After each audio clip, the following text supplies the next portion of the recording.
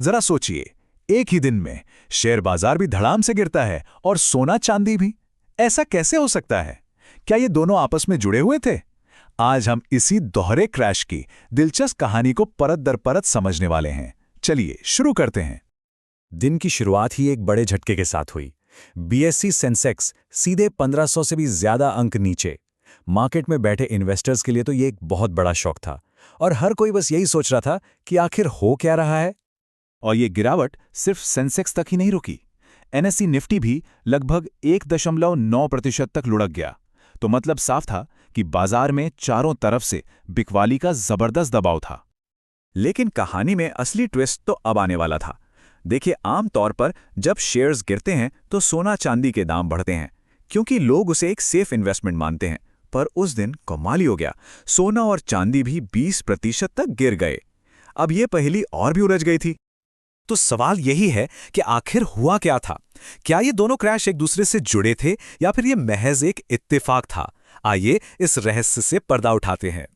चलिए सबसे पहले शेयर बाजार में आई इस सुनामी के पीछे की वजहों को समझते हैं। तो हुआ ये कि इस बड़ी गिरावट के पीछे 3 मुख्य विलन थे। पहला, केंद्रीय बजट। दूसरा, सिक्योरिटीज ट्रांजैक्शन टैक्स यानी एसटीटी में बढ़ोतरी का डर। और तीसरा, निवेशकों की निराशा। चलिए एक एक करके इन सबको देखते हैं।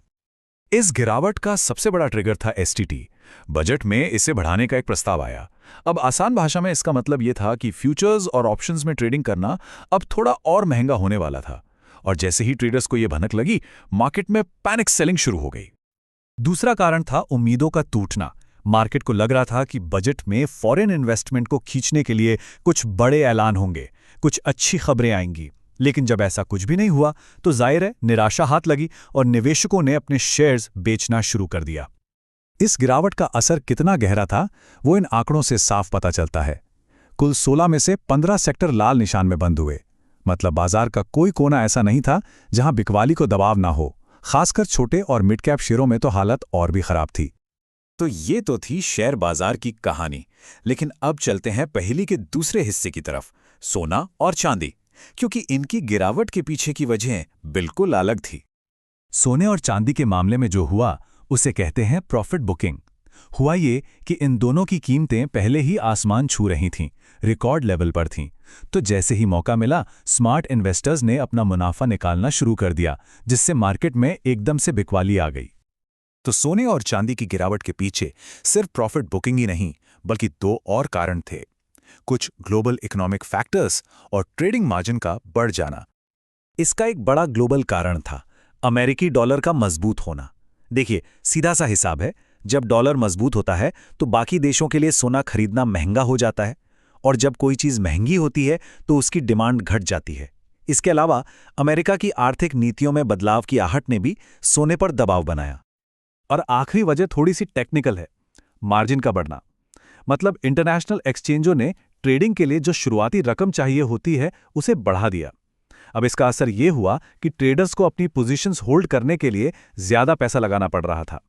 जिनके पास एक्स्ट्रा पैसा नहीं था उन्हें मजबूरी में अपनी पोजीशंस बेचनी पड़ी, जिससे गिरावट और तेज हो गई। तो अब हमारे पास दोनों कहानियों के सारे सुराग हैं। चलिए अब इन्हें जोड़कर पूरी तस्वीर को देखते हैं। तो अब देखिए, तस्वीर बिल्कुल साफ है। एक ही दिन 2 अलग-अलग बाजार और दोनों के गिरने की वजह भी एकदम अलग। एक तरफ शेयर बाजार घरेलू बजट की वजह से गिरा और दूसरी तरफ सोना चांदी ग्लोबल कारणों और प्रॉफिट बुकिंग की वजह से गिरे। तो इस पूरे घटनाक्रम से हमें क्या समझना चाहिए? चलिए इस जटिल मार्केट इवेंट से मिले मुख्य सबक को संक्षेप में देखते हैं। असल में ये एक परफेक्ट स्टॉर्म था।